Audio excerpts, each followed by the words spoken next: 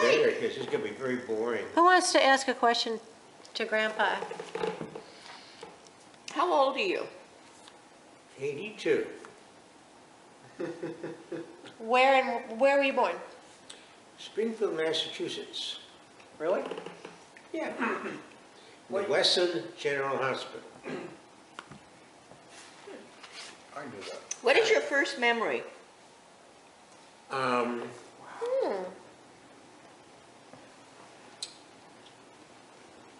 forget. That's not fair. You can't do that. I really can't think of what it might have been. Well, what is your first thing you remember? I know that's the same question. Okay, but is it school? Is it a playground? Is First it? kiss in the big A person taking care of you? 22. Yeah, one memory I have is everybody had a serving girl back then, even middle, you didn't have to, they'd be girls from Ireland or someplace like that, and worked for $25 a month. I have no idea what, very little. But it got them into the country and used to the country. So what is your first memory? One of my memories was that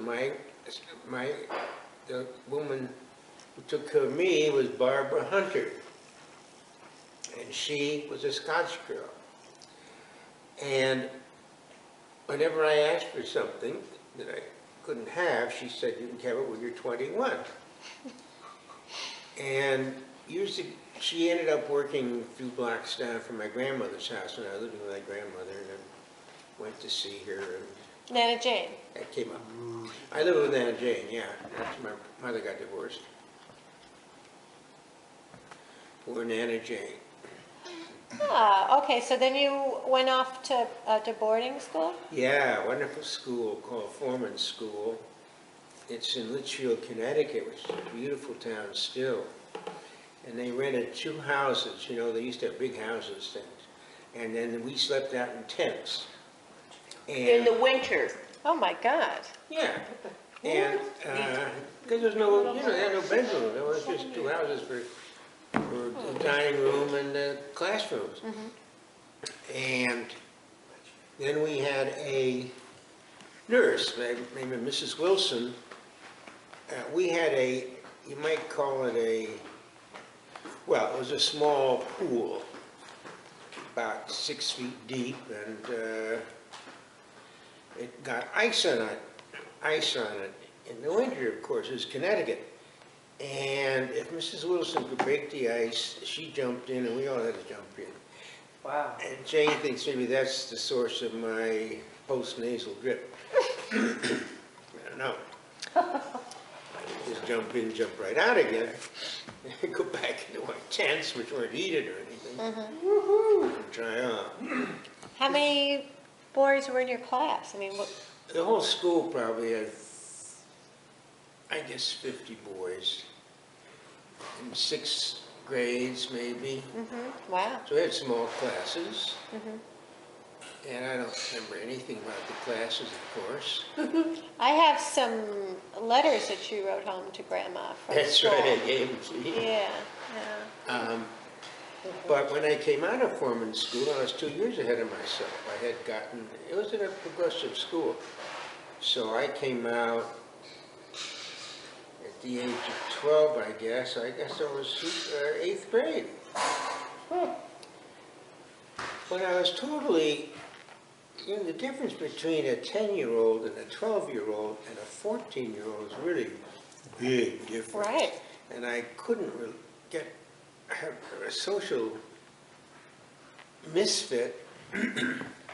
So finally they sent me back.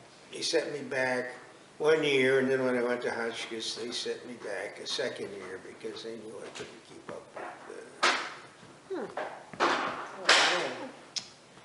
So you graduated high school at what year? I graduated from at Hotchkiss in I was a class of what? 45.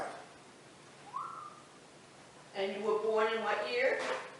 1927. So by then I was the right age to graduate, 18, I guess. No, that's 20. Oh yeah, that is 18. Okay. So I Okay. went right in the Army, And I think that's the only reason they graduated me. I was such a screw up. So they wanted to get me out of there and in the service. I went in the Army and after basic training in Alabama. God, it's a terrible place. It's even worse than Georgia. I saw a movie that. It is. Aniston? All red, Anniston, Alabama, yeah, all red clay. Because the Army used thousands of acres for you know, you gotta have places you can shoot off guns and all that. So they could only get cheap, useless ground. So, Oh, that's one of the most polluted places in the country. from what? Munitions. Unexploded shells. They had a Superfund Oh, really? cleanup in Aniston, and it was, That must have been from the Army. yeah. There's Fort McClellan, which is interesting. Is McClellan? No, he was a Union general, that's right. Fort Collins. Yeah. But, so that was hard. I mean, you know, they make it hard. They want to prepare you to go out and kill people.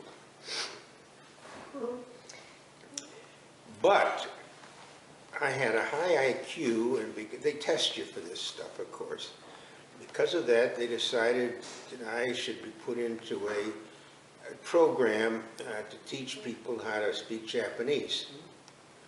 So I was taken out of basic training, and this program was at Yale, so they went up there to Yale. And it was taught by Nisi, who are Japanese Americans, and most of them had relatives in those prison camps. They put Japanese in, Oh, but they were, yeah. Internment camps. yeah, and they told us about that life. But it was a total immersion thing. You couldn't speak anything in Japanese from day one. So like if you wanted someone to pass the salt, you had to listen and hear if someone else passed the salt and work. In what is it, in 3 months you could learn to speak Japanese. 3 months more you could read Japanese, and 3 months after that you could write Japanese. Wow. It was, you know, total immersion. Uh-huh. 7 days a week, you know, 12, 15 hours a day. Oh, man. So what happened was that the war ended, and everybody was after the congressman to send the boys home. And the Army panicked, and they introduced a 1-year regular Army enlistment. That is, we were not regulars. Regulars have specific times, 3 years There usually. might be some people.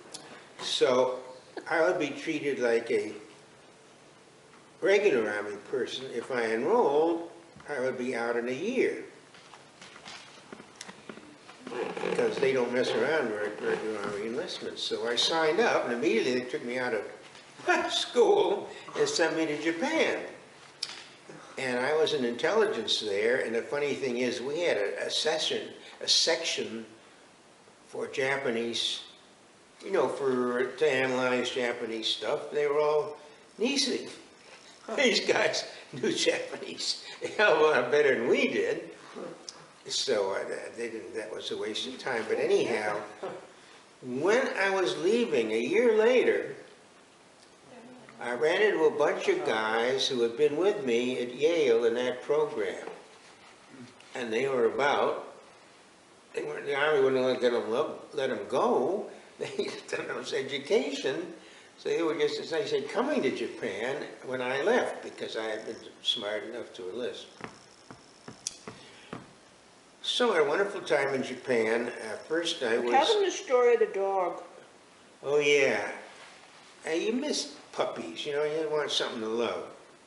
And so I asked, we all had houseboys. Maybe give the kids something, they could earn something and all that. Like MASH. Yeah. And we're girls, they're boys. And so I asked my houseboy to get me a puppy. He got me 5. Oh, wow. And they were all these cute husky puppies, all balls of fur and all that, so I took them all. So... Did you have to pay we for were- them? Huh? Did you have to pay for them? I have, you know, it was nothing. Oh, okay. because that's what there's in Hokkaido, which is the northernmost island, and it has a lot of snow there. It's appropriate to have huskies So the there. Huskies, The right? interesting thing is there weren't many dogs because most of the dogs had been eaten, but the little puppies had not been. So I had them build me a ramp down. We were in barracks. We were in a Japanese army camp. And we were in barracks and they were a couple of feet off the ground, so you wouldn't get bugs and all that. I don't know why, circulation. So he built me a ramp down. We had a fenced-in area so the puppy could come go up and down, you know, get warm at night and all that. Did you name them? It's I don't only one, remember. he only had one, Oh, I thought you right? had all five. What, honey? You only had one, I right? had 5. Oh, you did have 5, okay, Yeah. I'm sorry, I misunderstood. One of them was very young, and I used to take it into the office, you know, and feed it canned milk and all. And it yipped all the time. So in the room next to me in my barracks, there was a guy, happened to be of German extraction, but to me, only to me is that significant. He was complaining about all the yipping. And I said, I can't do anything about it, you do something. So he came in and broke the puppy's neck. Oh, So then he good. could stop. So then I only had 4. But I was transferred to a Corps headquarters. This was the regiment I was in, a paraglider regiment, parachutes and gliders. And I had these 4 puppies. So I went on a walk through the camp. And you know, in about half an hour, they'd all been taken by guys. Oh, because they all needed something to love. Yeah. The other fun thing about that experience was, for a while, I was a courts clerk. That is, the Army courts, we have our own manual courts martial, we have our own rules. And there had to be a report made of every court martial, you know, just filed somewhere. So that's what I did, courts and boards clerk. I had a friend who ran the movie theater. And no one was paying attention to what we did, so when we wanted to go swimming, there was a beach. We were at a beach about, I don't know how far away, but anyhow, there was a train that went there. It was always full of people hanging out the windows and all, but my pal and I would go up with the engineer in the engineer's cab, because only, you know, soldiers could do this sort of thing. So, what else? Yeah, I don't know why it happened, but I ended up being the head of the PX, I don't know what. And that was, I was shifted to the headquarters company. I only tell you that because of this shift, somehow or other, I figured out that if I didn't report, they wouldn't know I was there. So I got a job running the PX. And I lived in the PX. I had them build me a room there in the warehouse. And I got up when I want, and went to bed when I want. And now and then I go over and collect my pay, so they were aware of me somehow, but, you know, no, there was such a turnover there, nobody knew what was happening, you know, and I took advantage of that. Before computers, right. So the nice thing about that was, they allowed, enlisted men ordinarily can't have liquor. Officers can, but enlisted men can't. But at that time, they introduced something called a locker fund. You could order a case of booze, and it was kept in the PX. And we had a kind of a bar built in the back that was for everybody's name. There was a pigeonhole, right? And his bottle was there. Well, I told you it was a big turnover, right? So half the guys were already gone when their booze arrived. So I had, yeah, So, new source of income? yeah. Sell it at the PX or? I don't For know your what I own? did with it. I drank a lot of it. Yeah. Put your leg Drank a down. lot of it. Put your What? leg down. Put your leg down. Oh, is it in the way? Yes. Oh. Away all Oh, that. oh dear. Oh, okay. So that was fun, but then they transferred me up to Corps headquarters, 9th Corps. 9th Corps, I wasn't 11th Airborne. 9th Corps was the they operated the 1st Cavalry Division and the 11th Airborne. And the only reason you might have heard of them was we were responsible for Korea as well as northern Japan. So the first troops that were sent to Korea were the 11th Airborne and the 1st Cav. First cab, not the third cab. No, 1st Cav. That would have been Custer. I was transferred out by then. I was sent back because I really liked my job. I was in Corps Intelligence Headquarters, and we didn't do much but relay messages back and forth and all that. We had a teletype machine, but anyhow, we lived, you know, the way they bombed Japan, they were figuring out a way. Japan, everybody lived in a house made of sticks and paper because they had earthquakes all the time, and that, you know, I mean, the house is going to fall down, so I built a big house. So we firebombed those cities, and what they figured out a way to circle the city with incendiary bombs and to create a fire that sucked all the oxygen out of the center of the city. And the whole city was destroyed. And it just pulled it up into Yeah. pulled it right into like an epicenter. Yeah. Tokyo, I wasn't there, you know, I had to leave there once or twice. It was just totally leveled. I mean, for as far as you could see. But not Frank Lloyd Wright Hotel. No, there were a few places that were built permanent, and then one was that wonderful Imperial Hotel, Which no longer which exists, is I now think they knocked it modernized and all down. that. It was all Frank Lloyd back then. And the Ginza, which is the entertainment quarter, that for some reason or other had been built permanent. So we saw a lot of entertainment there. You could go there and get drunk and look at Naked women. Come anything on. you want. Well, I was scared to death. Those BD lectures really scared me. So I didn't do anything. My best friend had a beautiful, beautiful mistress. And she had a sister. Who had a mistress? What? Who had a mistress? My best friend, Oh, Sergeant okay, I just want to Opie. make sure. No. And he introduced me to her and all that. Well, I had a picture of my mother in my wallet. So I took it out and I showed it to them and said it was my wife. So I wouldn't be hassled, you know, about having to. Oh, yeah. Have to buy a woman or something. I was really scared. I mean, they had a wonderful movie you saw in the Army, a couple, now and then, I don't know how often, they probably had to show every month. VD. Guys with, you know, Steady. peppers all, it was just awful. And it got to me. I'm still a little afraid of messing around with Janie. You never know. Only in my dreams, Yeah. sweetheart. So, Aw, I liked baby. the Army. I told Lydia this, and I told other people. And there's something called a warrant officer. It's a chief petty officer in the Navy and a warrant officer in the Army. He's not an officer, but he's not an enlisted man. He does, I don't know what he does, but he has a pretty nice life.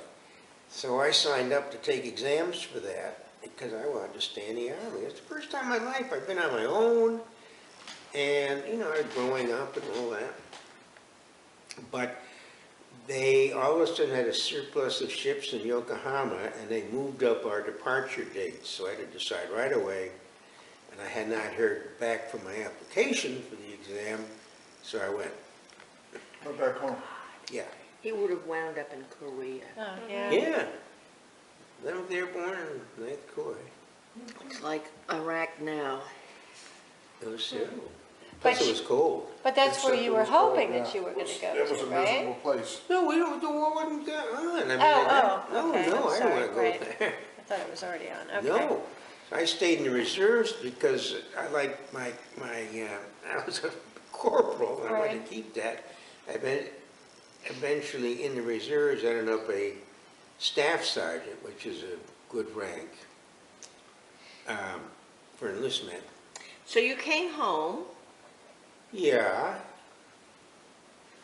Did I tell, oh, so there was, I was going, taking the Pennsylvania, the Long Island Railroad out to Great Neck, you know, home, and it was just some time to kill, so I went into the barber shop, and I asked for the works, hot towels and all that stuff. Well, the hot towels brought out every pimple I ever had, so I ended up at home covered with pimples.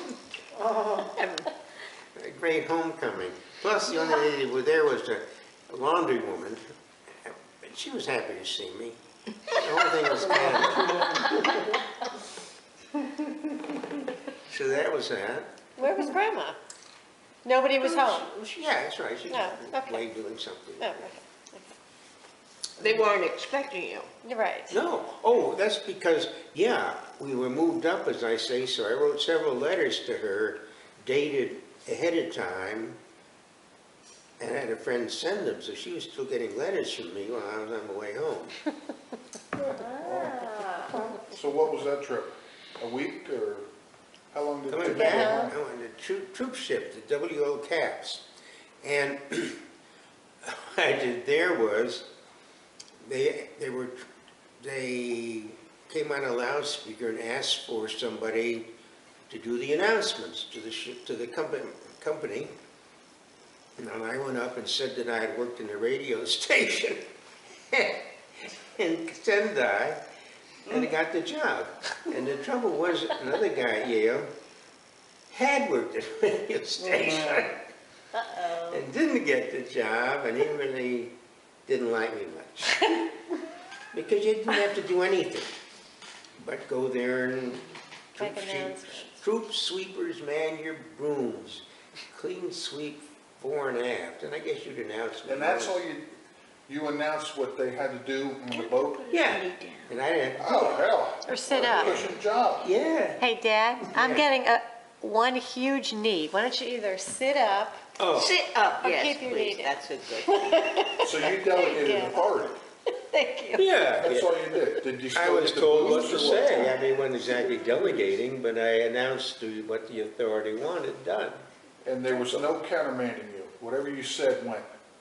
Yeah, but I didn't make it up. I mean, He was told what to say. They had it's listened just to you. that I had no other duties on the trip back, other than. that Okay, job. so you got home. No, wait a minute. How long did it take for you to get home?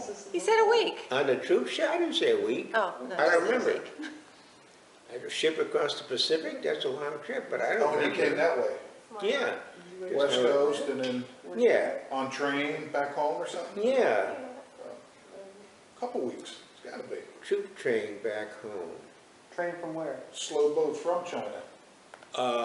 What's the, it's in, is it Seattle or Portland, Oregon? It was Portland that the ships landed, and they were, and then I took some time off, took a leave and went down to San Francisco to see my father, who was a Marine officer. And, Tell us about that. well, I don't remember what we did. The only thing is I stayed at the Pacific Union Club, which is a very fancy club. My father had a friend who was the president of a big bank.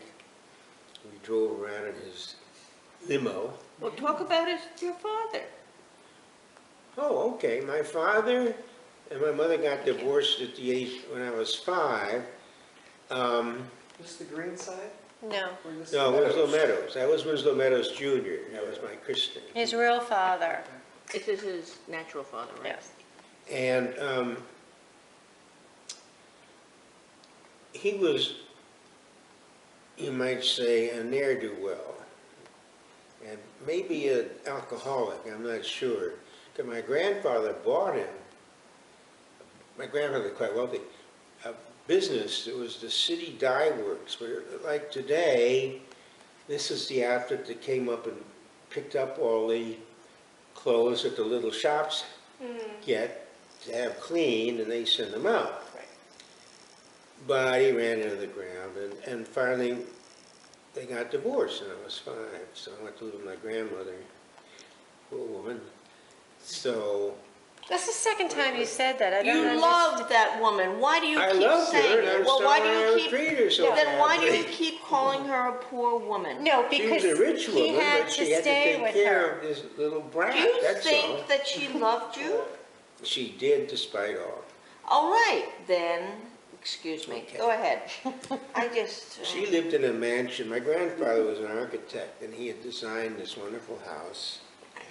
And I lived with her, and he died while I was there. And she said I was the last person he recognized, and said, "Ah, there, my boy." Those were the last words he said before he died. And his name was? Samuel Martin Green. Yeah. Okay, That's the that was Green back in family. That's the famous family. Glenhead?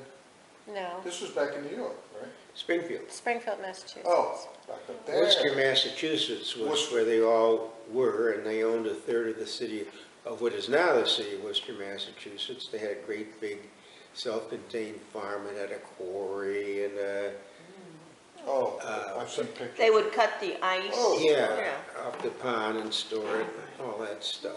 In There hay. were, I think, They did 5 carbon different dioxide. families living in that 5-story house, or 4, I don't know, 3-story house. I say families, family units. A lot of the women didn't get married, so there might have been 2 or 3 maiden aunts and then 2 or 3 family units in the house doing the farming. So that was them. In a little history. They were farmers for 200 years. They went there in 1760, something like that. And everybody was a farmer.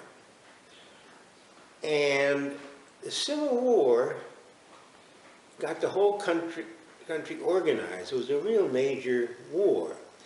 So they built factories to make blankets and canned food and make rifles and all that. They built a railway system. All these things were brought on by the Civil War. So after the war, there were a lot of opportunities out there, and my grandfather and his 4 or 5 brothers all went out to make their fortunes, and they did make fortunes. There was wide open opportunity in the country back then. And they were, they brought up well and educated well, and they did well. And that was nice. In 1906, the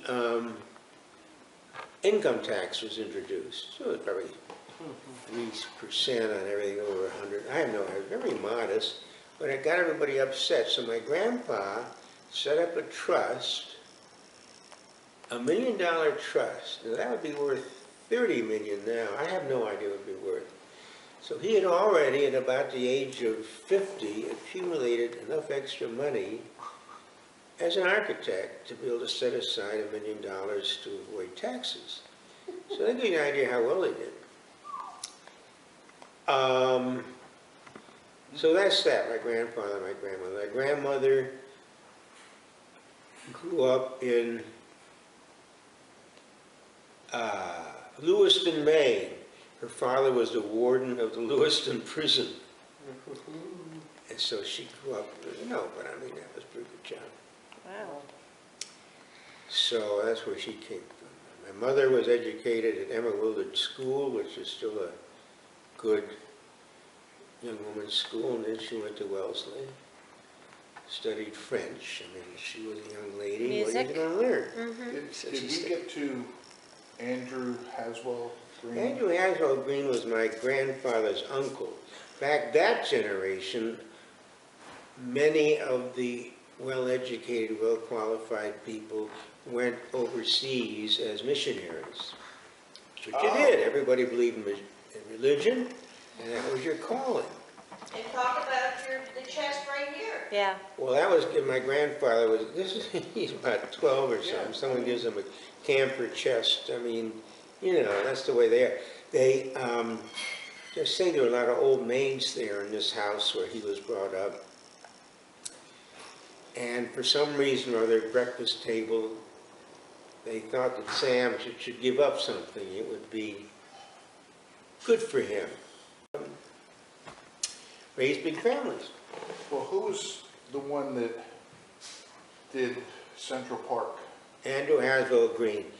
He was another uncle, I think, of my grandfather, and he went in New York City, of course, a very corrupt boss, Tweed, you've heard of, and this was a reform ticket, and he ended up controller of the city of New York.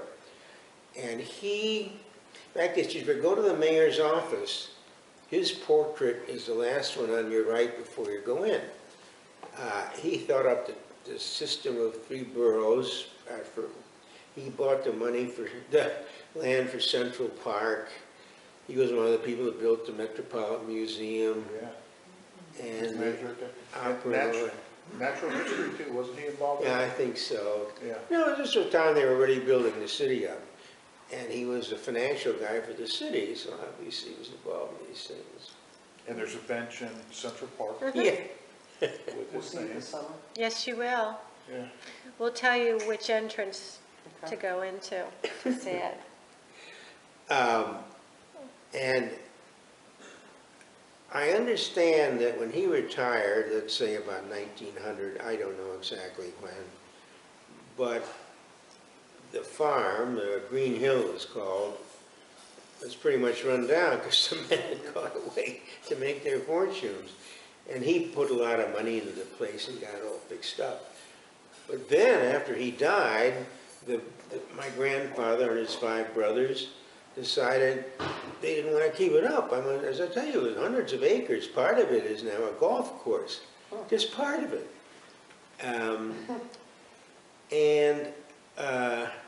So they gave it to the city of Worcester, and that's when that memorial book you have was and all that. And they specified the way it was to be used, and of course, what they specified has not been done, so the family could get it back, but none of us could afford it anyhow, so that's that. If you had enough money, you could get half the town back. Yeah, it'd be like the Indians, you know? You can yell at him in Manhattan. Take these beans. So, Is he the one who was murdered? no one was murdered. Yes, they were. Someone in my Shot- family was murdered? Oh, yeah, he was. Thank He you. was sitting on the porch one day, Andrew Haswell, the great Andrew Haswell Green. He had never married, and he was a big pain in the ass from what I read about the building of Central, you know, insisted on accounting for the last penny and all that.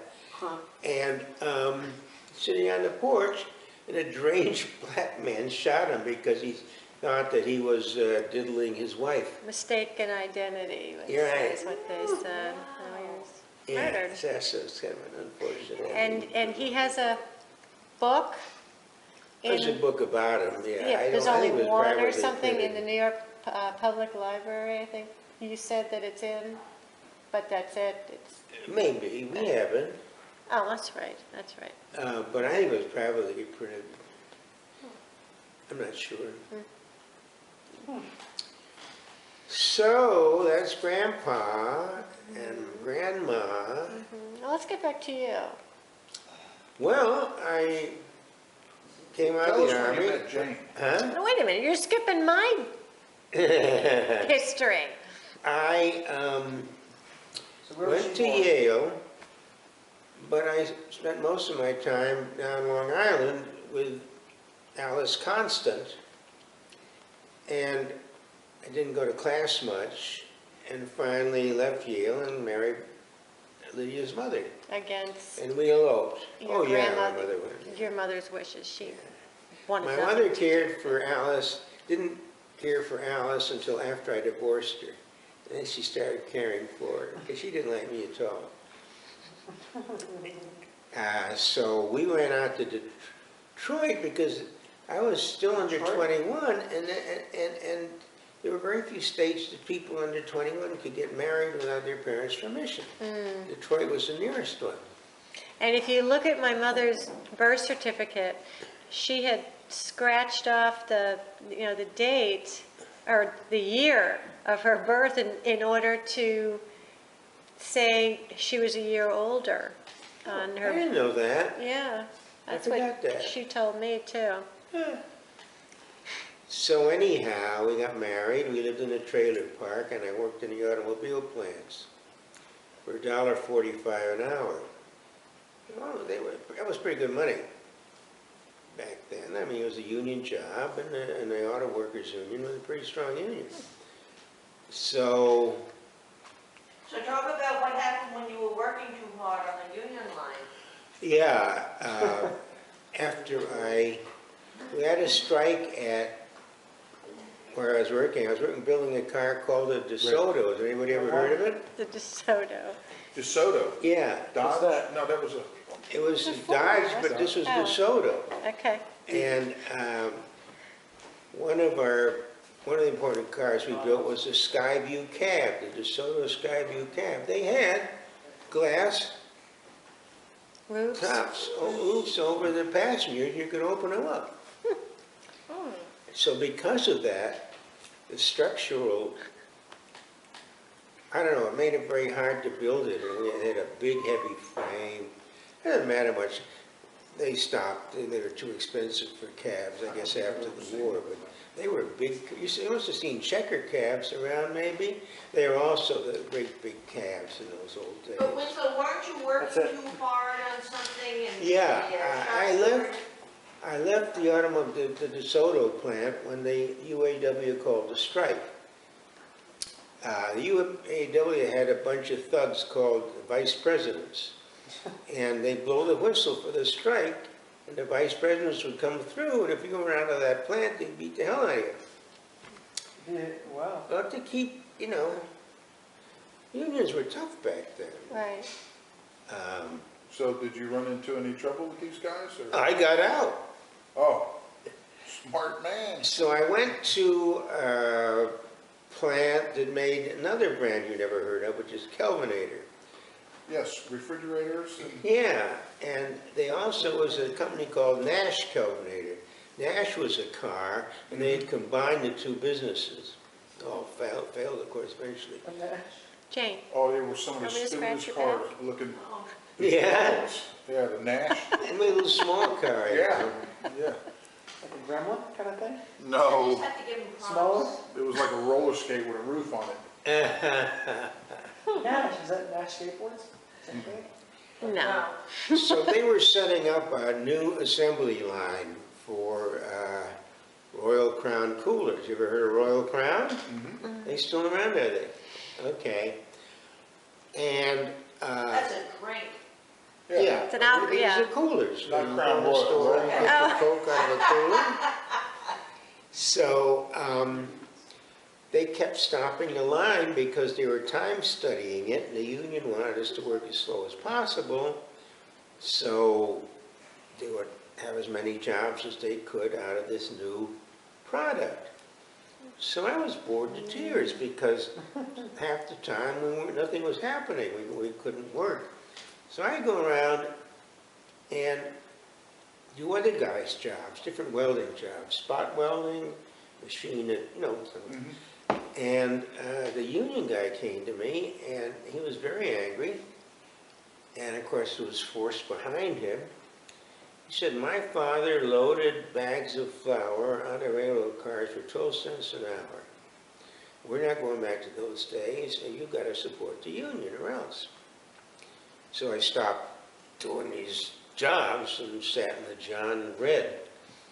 You weren't allowed to greet on the assembly line during your break because if they sometimes would bring dealers through the plant, and they didn't want the dealers to think we were wasting our time. Right, and their money. Yeah. So it was hard work. You start about 8 in the morning and work till 4 in the afternoon, and they really kept you moving. At the automobile plant. Where was this? In It's Long just Island? at the end of Ford Road in Detroit, Michigan. We're building Oh, the you went DeSotos to- on the end of, that's where I went to get married. I was Oh. living in a camper trailer, we were. And you had to go to a central place to take a shower or go to the bathroom or anything. Little trailers didn't have. So how did you get back to the East Coast? Okay, I did a foolish thing. I bought a larger trailer, and I bought a used car, and decided, after we had a while, to go back to the East Coast. My parents and I made up, and they said if I went to college, they would help me financially. So I started hauling this big trailer with this small car, and I don't know, I was in some town in Pennsylvania or something, and you went up a hill, and there was a traffic light, and it went red, and I couldn't get that trailer any further. Well, there are guys that make a living hauling trailers around, you know, trucks. So I had to have a guy trail it, because the car burned out. I mean, the clutch, you know, was destroyed. So we took a train back or something, and this guy hauled the trailer to New Jersey, where I worked at the Ford plant. I think the Ford plant is still there, the Edgewater plant. Mawa? No, the Edgewater plant, it was right on the Hudson River. These were made for export. It was the final assembly. I don't remember what we did, other than the fact that we did put the axles on, but most of the cars were already assembled. It was a small plant, they were final assembly, and then the ships were right there to take them away. So I worked there a while until I got in Yale. What? The ships would arrive to take the cars away Yeah. from New Jersey, To Yeah, export. we're export. We're on the Hudson. export out to other countries. Yeah. Oh, From Detroit? No, from Edgewater, New Jersey, where this plant was. They had gone there, and we were in the trailer in Lodi, New Jersey, stuck in Lodi again. and it was a mob town, Brown's Trailer Court, and I would go to work. I guess I got another car or something to get to work, or maybe my car was fixed. So obviously I had to borrow money from my parents to have the car fixed and have the trailer hauled to Edgewater. So... Are we holding up dinner? No, no, Okay. Who's in charge of dinner? I am. Would you pour me a drink? I'm getting dry. Okay. Thank you. I need to go over to the guest house and get the other battery. This is about to die. Okay. And then we can finish after Is this dinner? too, I hope this is That's the not, battery. Mom, What do you mean? Oh, Oh, no, I love this. This is what I... Jane's heard it all before, hers is brand new. several times doesn't matter. probably. well, I have to get it on lead-ins. Good. Yeah. yeah. On take one. Put your leg down. It's time? Sit up. Take two. Take three. Jesus. When I came back from the Army, I went into Yale. And that's when I'm leaving Yale to see Alice. Then Alice and I eloped. They went to Detroit, right. Good. When I came back, my parents said they would support me financially. They didn't actually have to, if I continued my college. In Syracuse. Yeah, and I went to Syracuse, because Yale certainly wouldn't have me back. It was very hard to get into college, and all the veterans had come back. The colleges were straining. I'm surprised I got into Syracuse. Some of them I did.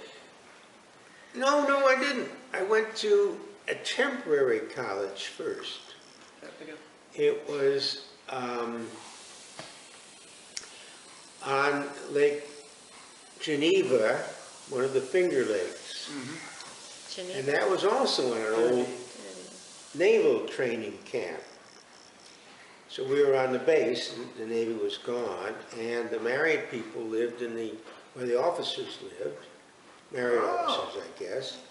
It wasn't great. We had 2 rooms with a bathroom in between the 2.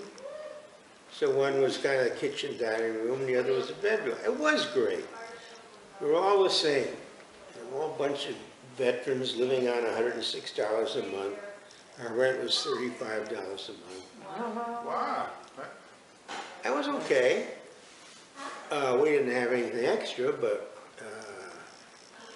we had friends there who had a car and lived in Flushing, so we got a lift back and forth for holidays.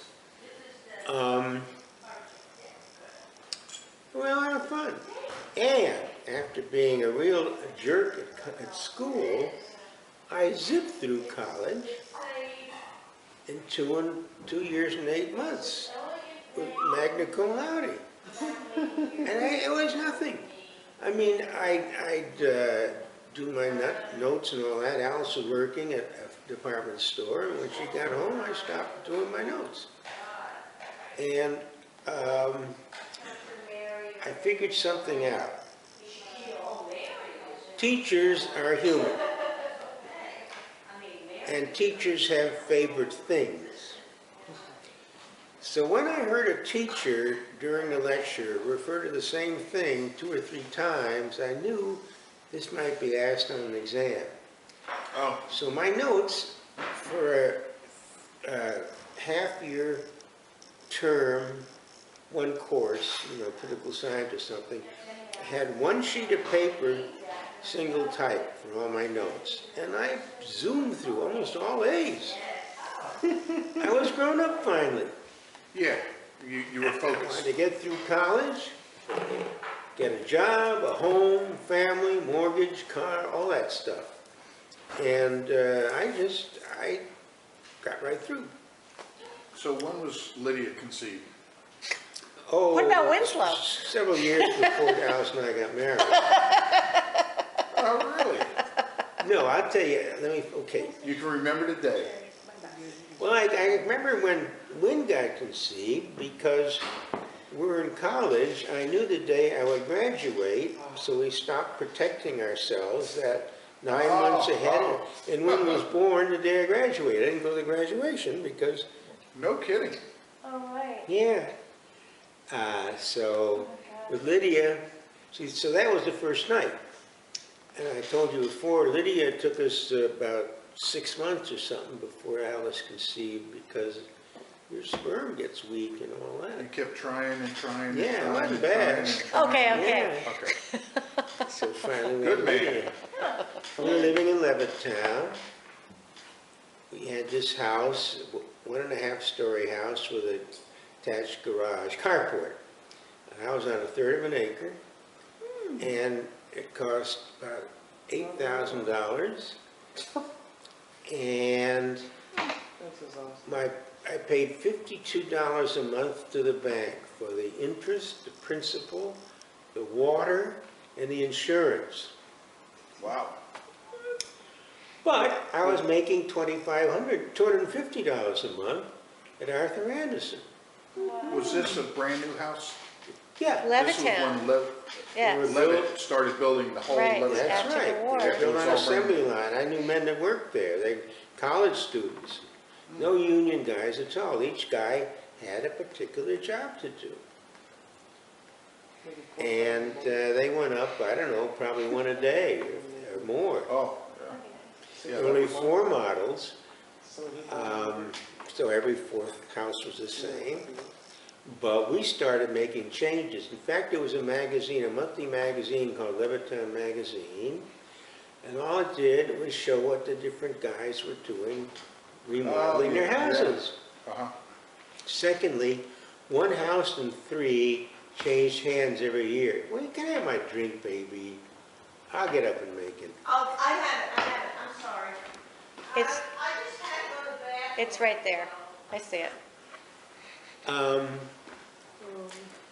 So that was nice. And we had You changed, a lawyer on one side, Kalinowski's. We had an engraver on the other side. I forget his name, the guy with a big wife, big voluptuous wife, thank you, Don. And across the street, a bricklayer who was the Chiatas, and Lydia remembers them. They were our best friends Chiata. because Dolores, the mother, the wife, was so wonderful. Charlie was wonderful too. the Dodo. bricklayer. Huh? Dodo. Do you remember Dodo, those people? yeah. Yeah. Yeah. You remember them? I remember the night we moved into 54 The Waterway. I don't. Well, I remember because Mom was stirring spaghetti You sauce put your fingers in there. I'll in do the it. kitchen, You and want it? you had carried me in, Should I put And I had a on wooden thing in there? shoes I'm good. from Holland. Oh, yeah, from Albert. Yeah. Yeah. I could see you now. No, that's it. They had a program then that you could adopt a child in an occupied country, that was occupied by the Germans, and pay a certain amount every month, and they would send food, which was very scarce, particularly in Holland, to the child. And then after the war, he came over to see the parents. His father had been a flyer in the Dutch Air Force, and then afterwards, he was a pilot for KLM. Albert became a steward. That's the last time we've heard from him. Grandma and grandpa adopt, or It's foster. not been adoption, yeah, Yeah. that's not it. Yeah, it was adopted child or something like that. He spent $35 a month or whatever, and That's big money the kid could eat. I guess it was. back then, yeah. He had to do It's something. almost a mortgage payment. That's true. Oh, she's paying attention. 50-something, $55? Yeah, including water. Thank you. Yeah, Thank you. Thank you very much. and insurance. Yeah. So that was about it. Lydia can tell the rest. No, okay, no, okay. So, Stop. we will continue Dinner. later. We're hungry.